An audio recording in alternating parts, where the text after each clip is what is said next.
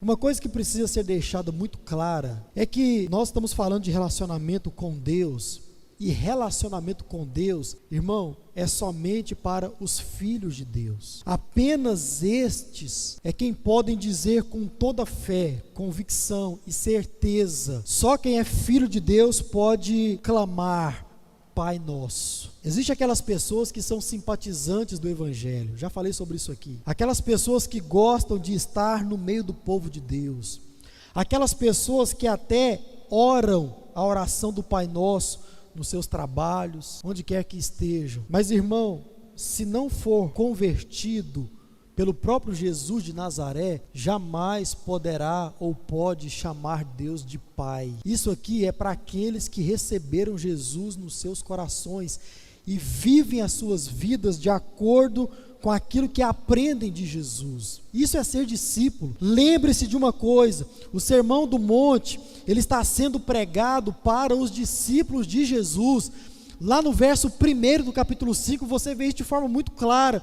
Jesus estava no meio da multidão, e uma multidão o seguia, e Jesus então sobe a um monte, e diz o texto, os seus discípulos o acompanham, e ele então começa a ensiná-los, dizendo, e começa as bem-aventuranças, e até o final do capítulo 7, você vê Jesus olhando para os seus discípulos e os ensinando, os instruindo. Isso aqui não é para descrente. E você, ao longo das nossas exposições sobre a oração do Pai Nosso, vai perceber o porquê disso, irmão. Isso aqui não é ser carrasco. Pastor, mas não é melhor qualquer pessoa orar isso aqui do que fazer qualquer outra coisa? Não.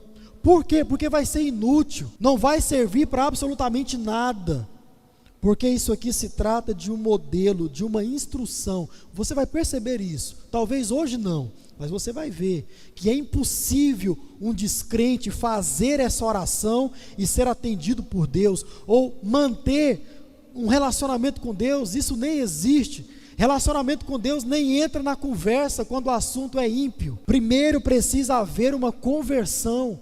Isso não é negociável. Olha para a vida de Paulo, a forma como Deus se apresentou para ele, e você vai ver depois ele falando como era a sua vida por causa da sua cegueira. Ele não tinha relacionamento com Deus.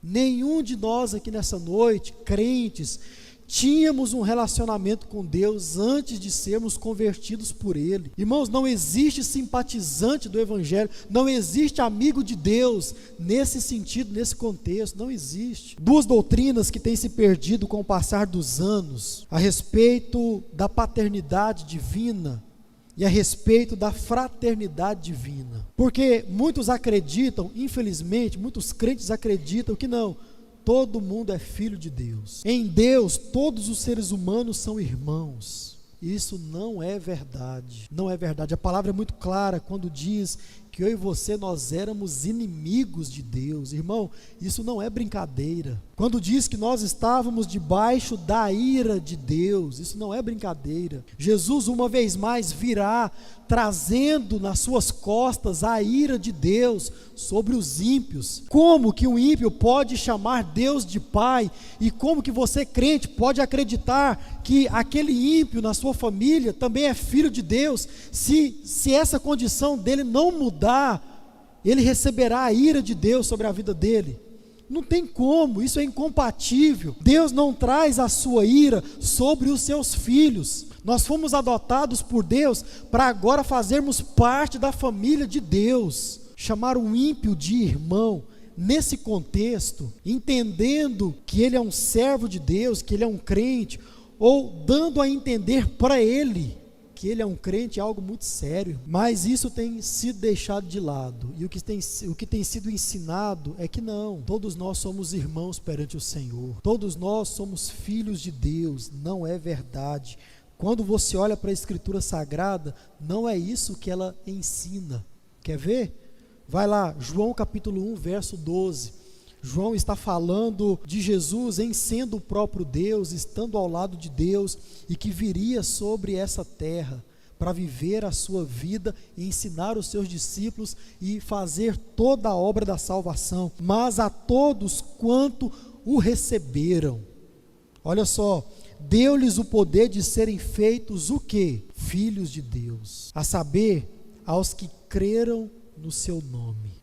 Crer no nome de Jesus não é dizer, não, eu creio em Deus, eu creio em Cristo.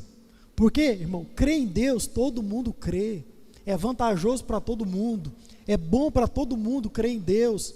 Ainda mais esse Deus que é pregado, esse Deus que é só amor e mais nada. Quem não quer um Deus desse? Todo ímpio que você chegar diante dele vai dizer, não, claro que eu creio em Deus.